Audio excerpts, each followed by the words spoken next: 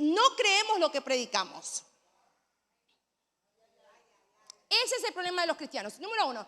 Y número dos, el problema de los cristianos es que nos importa mucho lo que el otro dice.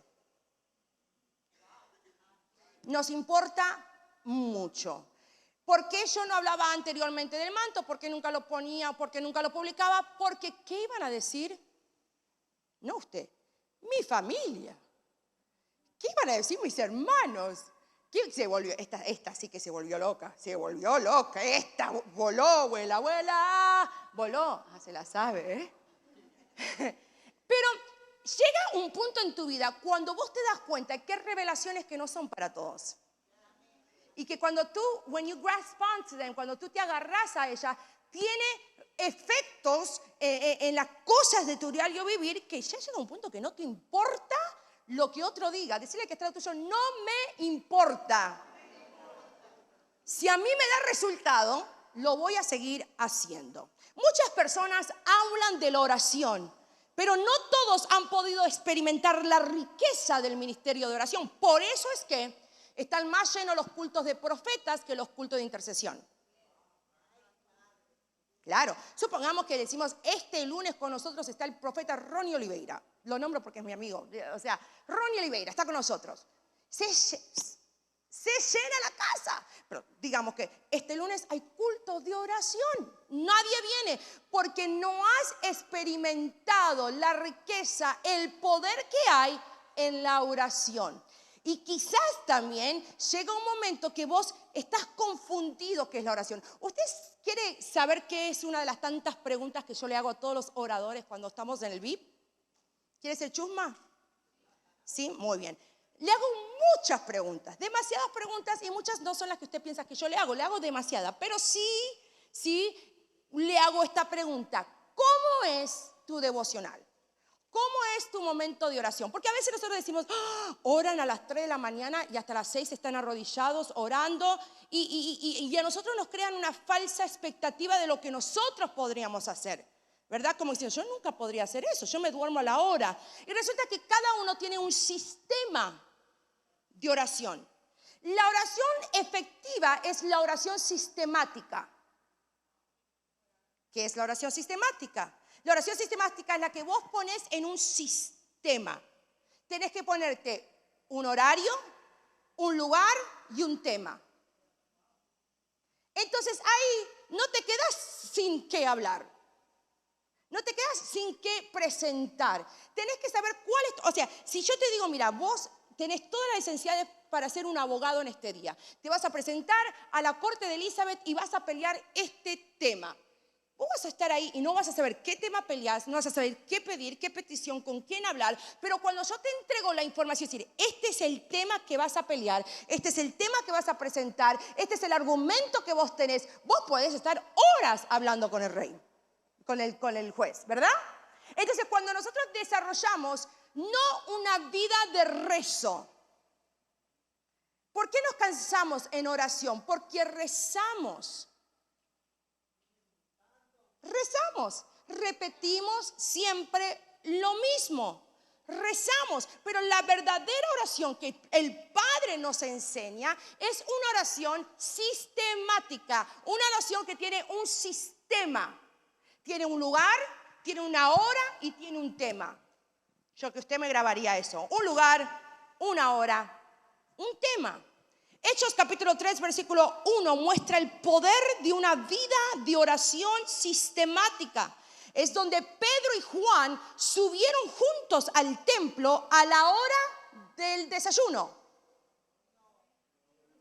A la hora de oración. Significa que hay una hora de oración. Para ellos en ese momento la había, y tú lo tienes que tener también. Una hora de oración. Lo que se convirtió en un ritual y en un hábito.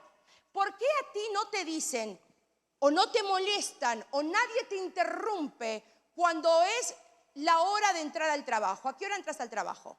A las 8. A las 8 de la mañana. ¿Puede alguien venir y ofrecerte ir a tomar un desayuno a Punta Cana? ¿A las 8? No. ¿Por qué? Porque tengo trabajo. Porque tienes un horario establecido, tienes una responsabilidad, tienes un trabajo.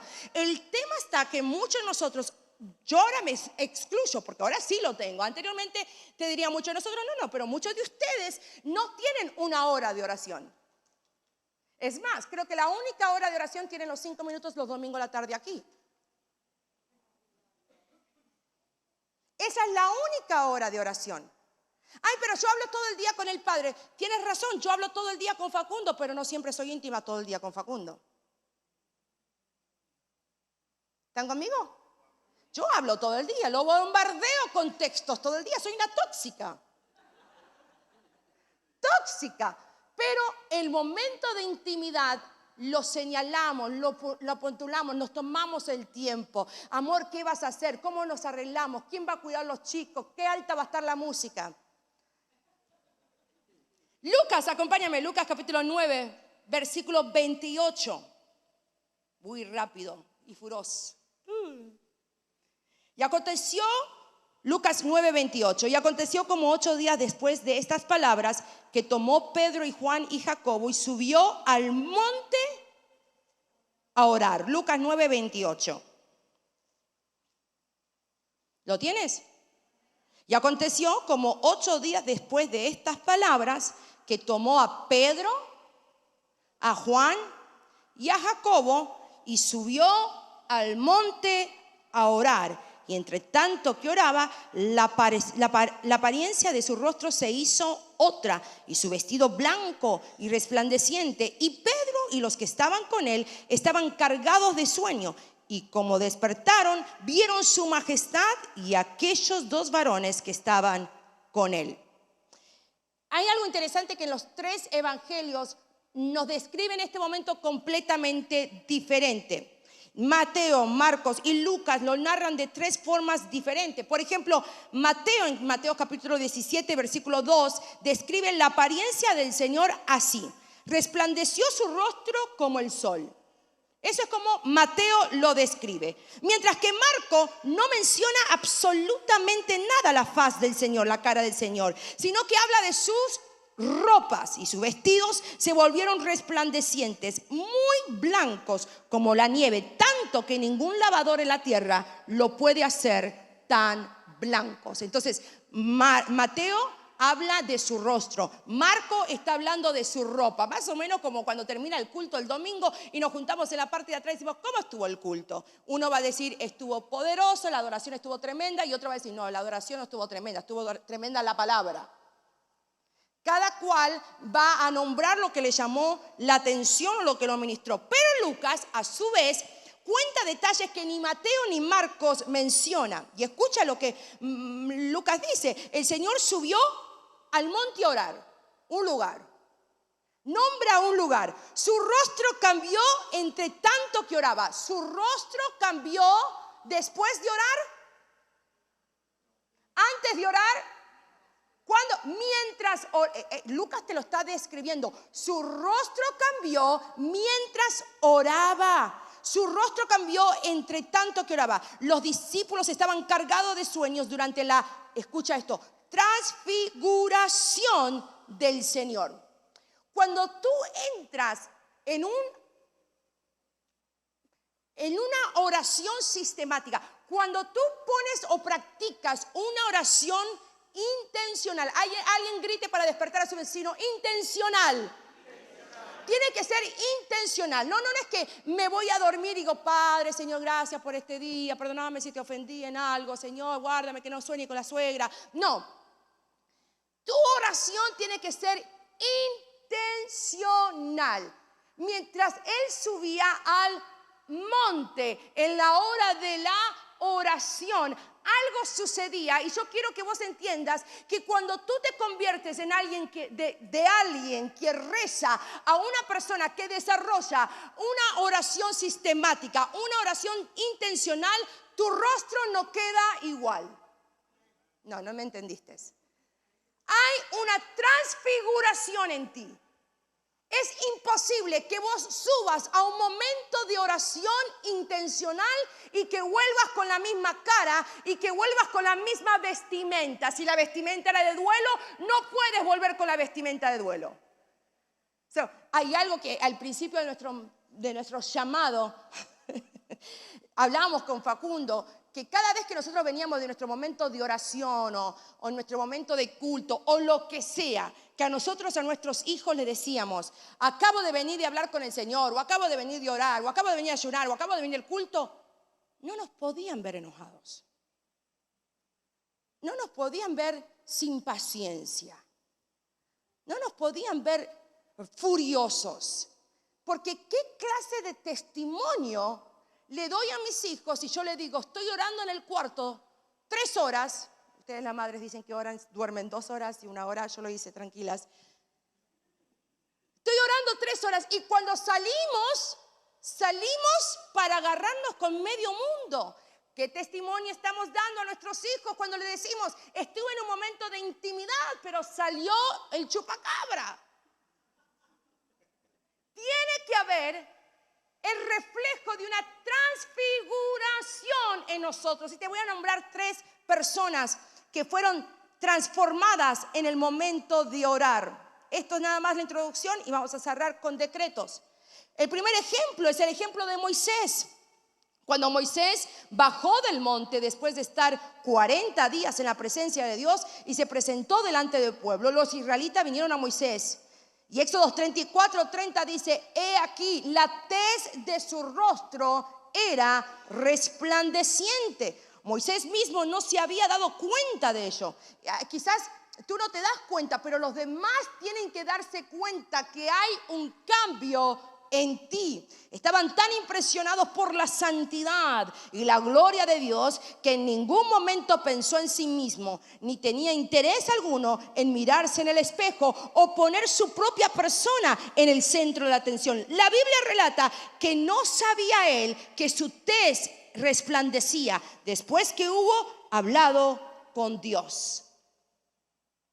Tu tez, tu reflejo.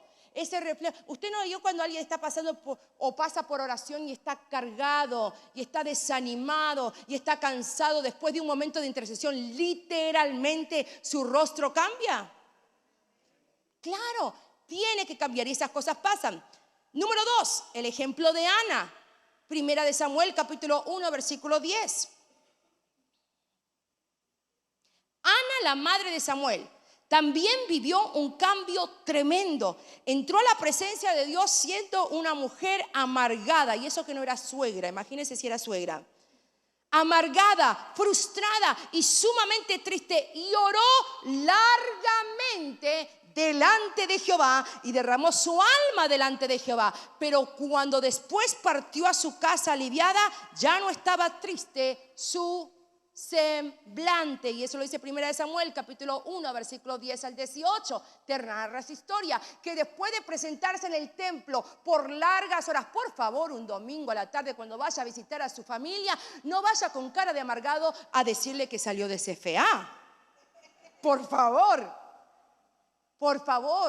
que esa amargura, que esa tristeza pueda ser soltada en la presencia del Señor. El tercer ejemplo lo tenemos en Esteban. Recordamos también a Esteban, el primer mártir de la joven iglesia de Jerusalén. Después de una potente evangelización al aire libre, a la que siguió una vagamente discusión, lo cercaron los judíos llenos de rabia y crujiendo los dientes contra él. Pocas horas más tarde estaban decididos a echarle de la ciudad y apedrearlo. Pero antes, alguien grite, pero antes, leemos la impresión que dejó en la multitud alterada. Venga conmigo, Hechos capítulo 6, versículo 15.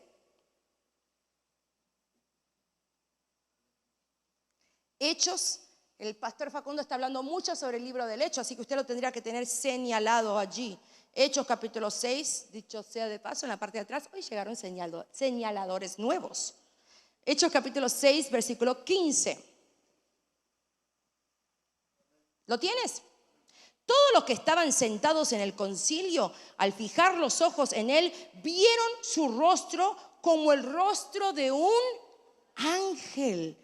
Al final del relato hallamos la explicación de su semblante radiante. Si tú vas a Hechos capítulo 7, versículo 55.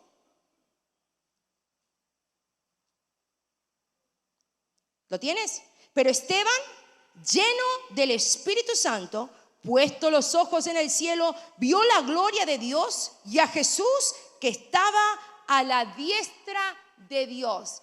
Lo que hizo que el semblante de Esteban cambie completamente es que sus ojos estaban fijados en la gloria de Dios y en Cristo Jesús. El apóstol Pablo también lo dice, Hechos capítulo 1. Saulo respirando amenazas y muerte y había dado luz verde al apedreamiento de Esteban. Quizás recordó después esta escena cuando escribió a los Corintios. Acuérdate que Pablo estaba presente cuando la cara de Esteban cambió por completo. Segunda de Corintios capítulo 3, 18. Por tanto, nosotros todos, mirando a cara descubierta como un espejo la gloria del Señor, somos transformados de gloria en gloria como por el Espíritu del Señor. Algo tiene que suceder y no puede ser posible que si tú estás en un momento sistemático, permíteme incluir esa palabra, o sea, un momento de oración intencional, que tu cara este domingo sea la misma que el domingo pasado. Porque tengo evidencia bíblica que tiene que notarse la transformación de alguien que está en amargura a alguien que su rostro fue cambiado a alegría. O sea, tú no puedes estar orando con el manto de alegría y cara de limón. Tapate la cara cuando entre hasta que se te transforme. Claro, entonces y es difícil, fíjate, Luna recién en este momento que estuvo aquí, ella se lo sabe, pero cuando tú tienes presión en la vida, no te salen palabras. ¿Alguien está conmigo? Por eso la importancia de conocer la palabra de Dios. Mira que está lo tuyo y decirle, métete en la palabra. No hay profecía más detallada que la palabra de Dios. En nuestra casa hemos aprendido que no hay oración más eficaz que es la palabra de Dios. ¿Sabes por qué? Porque la palabra de Dios no puede volver vacía. Dice la Biblia que la palabra de Dios es eficaz. ¿Qué significa eficaz? Produce el cambio que yo necesito ver. Produce el cambio que yo necesito ver. También, esto es para nuestros seguidores en el Facebook, también dice que es una espada de doble filo. Y muchas veces nosotros decimos, que la parte de adelante de la espada tiene filo por los lados. No. De donde tú la agarras tiene filo. No es que solamente un lado. No, donde tú la agarras también corta. Significa que el pasaje bíblico que le dedicaste a la jezabélica también te tiene que transformar a vos. Alábalo. También tiene que producir un cambio en vos. Porque dice que la palabra de Dios es una espada de doble filo. Muy bien, ya cerramos. Will, pasa adelante porque esto se pone intenso. Número 1, la oración, diga conmigo, la oración me transforma. ¿Cuántos sienten que su vida de oración está cambiando? Muy bien. En la parte de atrás hay tanto material como el que ella llevó, otro material más. Pero hay materiales, a ver si Luna, corre, pedile ahí el de los nombres de Jesús, creo que es. El libro. Los nombres de Jesús, el libro. Y la historia, cómo Jesús vivía, algo así. Están los dos, son dos blancos. Pero también es importante que tú conozcas a la persona con quien tú te estás relacionando y el poder que hay en los nombres de Jesús. Porque en el momento de orar, la oración se convierte en una plataforma donde tú puedes pararte y desde allí decretar. Awesome, qué rápido. Muy bien, miren, thank you, gracias. Hay estos dos libros que a mí me ministraron. Ustedes saben que ahí en la parte de adelante ponemos libros que hemos leído y que nos han ministrado. Siempre va a haber algo que usted quizás diga, pero el punto es que lo va a ministrar, ¿no? Mi mamá siempre decía, toma lo bueno. No digo que tenga lo malo, pero está bueno. Digo, por si acaso usted Ok, el nombre, por si acaso usted ve la corona de espinas y eso no se puede ver, tranquilo. El poder de los nombres de Jesús. Este lo escribió Tony Evans. ¿Cuántos vieron la película The War Room, el cuarto de guerra? ¿Cuántos no la vieron? Levante la mano. El cuarto de guerra. ¿La quieren ver conmigo? Los invito. ¿Sí? Los invito el sábado y la vemos acá en la pantalla. ¿Sí? ¿Quieren? El cuarto de guerra. Lo vamos a programar. No sé si ahí está el coordinador que me programa un sábado con los chicos a ver una película. El cuarto de guerra. Y habla de una mujer que está perdiendo el matrimonio y tiene que guerrear. Y la única forma que lo puede guerrear es en un cuarto de guerra. ¿Y dónde es el cuarto de guerra? Usted se va a enterar. La actriz es Priscilla, es una morena, y su papá es Tony Evans, es un tremendo hombre de Dios. Y él escribió este libro, El poder de los nombres de Jesús. Aunque tú no lo creas, esto te enseña a orar. Porque tú sabes a quién aclamar en el momento de oración. Y número 2 están los hábitos de Jesús. Practiquemos las disciplinas que el maestro tenía. Muchos de nosotros decimos, ay no, eso de orar, ay no, eso de ayunar, ay no, eso mejor no nombro tantas cosas, no, pero usted ya sabe, eso y esa fiesta, no. ¡Ey! Al Dios que murió por ti, Jesucristo que murió por ti y derramó su sangre por ti en la cruz del Calvario, tenía hábitos, tenía una rutina, tenía una manera de vivir. Y creo que en eso está el secreto de nuestra victoria. Y te explico por qué. Porque yo lo veo que gente incrédula no le importa lo que tú digas y hace y vive los hábitos que Jesús tenía. Hábitos. Mira que está el tuyo y decirle hábitos. Estos están en la parte de atrás.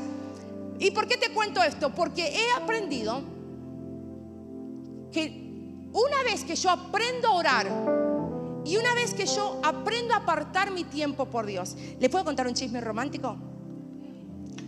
No sé, no se lo cuento nada entonces.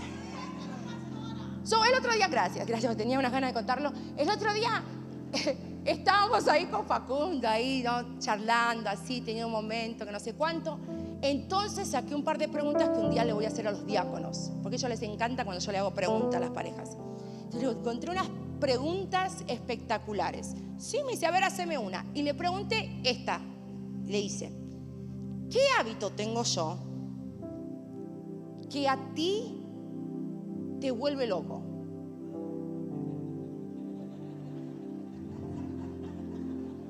Esta noche preguntáselo. ¿Qué hábito tengo yo que te vuelve loco? ¿Qué sé yo? Yo pensé, ¿qué sé yo? No, cocinar no, hermana, no me conoces todavía 20 años después. No sé, cantar, ¿no?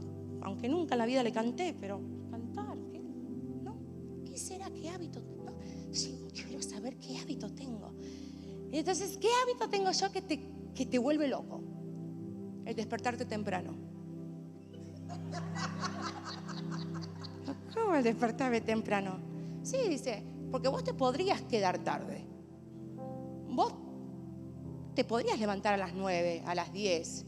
Los chicos están en homeschool, vos lo podrías hacer. Pero me vuelve loco cómo amaneces a propósito para estar con él. Y yo, ¿what? Yo estoy romántica acá. Y me dice, sí, es que eso te hace tan hermosa. Te hace inalcanzable. Es algo que creo... bueno, después puedo contar lo que más pasó, pero...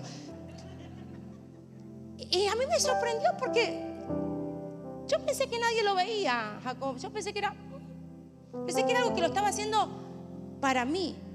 Pero no nos damos cuenta el poder que tenemos. ¿Sabes? Ahí es donde yo entendí que mi rostro es transformado. Que soy sanada, que soy transfigurada a una nueva mujer. No cuando oro antes de irme a dormir, sino cuando intencionalmente aparto mi momento para estar con Él. Y nunca lo he hecho público, pero me llamó tanto la atención que Él diga eso. No sé, ¡wow! Digo, sí, dice, porque vos podrías despertarte a cualquier hora, pero vos intencionalmente te despertás antes para estar con Él. Y he aprendido, y mire, tengo tantos decretos que Dios me da en esas mañanas que estoy loca por compartírtelos contigo en un libro, no sé cómo va a ser, pero aprendí que no hay mayor plataforma. El otro día estaba viendo un estudio en televisión que te muestran en Israel, te muestran los 3 montes donde este profeta mandaron a llamar a un brujo, era un profeta, para que maldiga a los israelitas. Me olvidó el nombre. ¿Cómo es? ¿Baal eran? ¿El profeta era Baal? No. Balaam. Entonces te muestran los 3 montes donde él estaba parado y que él decía que como que no llegaba a ver, entonces te tenía que mover a otro monte y se tenía que mover a otro monte, y te muestran los 3 montes hasta el día de hoy donde él se paró y miraba donde estaba el tabernáculo, donde estaba todo el pueblo de Israel, y donde él tenía que haber maldecido. Lo que él comenzó a decretar simplemente fue lo que él veía. O sea, él tenía que maldecir a Israel, pero Dios lo presionó de tal manera que él no podía decir lo que quería ver. Él decía lo que veía. Y ahí fue donde se desarrolló la bendición para Israel en vez de maldición. Y es tan importante que en tu momento de oración seas elevado a otro nivel, para que tú no veas las cosas como el mundo te lo muestra, o la sociedad te lo muestra, o como las circunstancias te lo muestra, sino que cuando tú subes al monte de oración, tú te subes a una plataforma en la cual te habilita para decretar. Cuando tú estableces una vida de oración, tú no usas tus ojos naturales para hablar de tu mañana. Tú comienzas a ver lo que Dios ve de tu mañana. No, my God. Para mí el día lunes fue pero tan profético, absolutamente profético, cuando nos llamaron para interceder para la ciudad de Brooklyn y Nueva York, porque yo aprendí que la intercesión no es nada más ponerme en lugar de alguien, sino es llegar a un bruto paro, es estar corriendo, estar ocupado, pero cuando el rey está presente, estés lo que estés haciendo, parás. Y eso era lo que significaba intercesión en los tiempos de antes. Cuando tú corrías a la presencia, a la corte, al castillo, a la casa real, y donde estaba el rey, tú tenías que dejar de hacer lo que estabas haciendo, postrarte ante tus pies, pero presentar tu petición. Y eso significa intercesión. No significa nada más ponerme en lugar de alguien, sino posicionarme bruscamente en un lugar de decreto. Posicionarme en un lugar donde yo puedo declarar y puedo decretar. Y rápido cierro con esto. Decretos, muchos le tienen miedo a la palabra decreto. La Biblia no fue creada solo para leer. Es más poderoso de lo que jamás podemos imaginar si realmente decidimos usar lo que la Biblia dice. ¿Cuántos dicen amén? Como cristianos tenemos la gran ventaja de tener este libro para abordar cualquier cosa que suceda en la vida. Pero la mayoría de nosotros se nos enseñó cómo usarlo para creer en cambios tangibles nada más. Decretos, la palabra está destinada a ser dicha. Tengo que hablarla. Alguien dirá, tengo que hablarla. La palabra, la Biblia, ha sido destinada para que sea hablada en voz alta. Si usted va a una sinagoga, si usted va a una sinagoga donde están los padres, los hombres leyendo la palabra, es un gallinero. Ahí no hay mujeres, pero están todos en voz alta y moviéndose. ¿Algunas veces usted vio a un judío ortodoxo moviéndose mientras lee la Torá? ¿Por qué? Porque ellos dicen, si la palabra es vida, yo no puedo quedarme quieto, yo la tengo que hablar con movimiento. La palabra de Dios fue destinada para que sea hablada en voz alta. Por eso es que quizás usted se cansa, le decía el otro día a Omi, el lunes como que nos cobraron por todas las veces que nosotros le decimos a ustedes, dígale a su vecino, porque el domingo el pastor Facundo y yo estábamos, dígale a su vecino. Cada vez que nosotros estamos aquí le decimos, dígale a su vecino, porque aunque usted lo crea o no, después de repetírselo en voz alta a su vecino 3 o 4 veces, recién ahí usted lo escucha. Recién ahí usted lo percibe y lo cree. Pero si nomás estaríamos aquí hablando y usted lo escucha y no lo repite en voz alta, nunca se le graba. Grite conmigo, hay poder en la palabra. Hay poder en la palabra. Es la hora de ser intencionales al hablar de lo que queremos crear y de hablar las promesas de Dios para que puedan ser manifestadas en nuestras vidas. Y yo creo que eso es algo que vamos a estar haciendo por el resto que queda de este año. Es hablar y decretar la palabra de Dios. Cuando nos damos cuenta que la palabra de Dios puede cambiar físicamente nuestra realidad, la vemos de manera completamente diferente. No es una obligación leer y memorizar, es emocionante. Porque en un momento que tú no sabes qué orar, en un momento que tú no sabes qué clamar, tú puedes acudir a lo que aprendiste, a lo que recibiste de la palabra.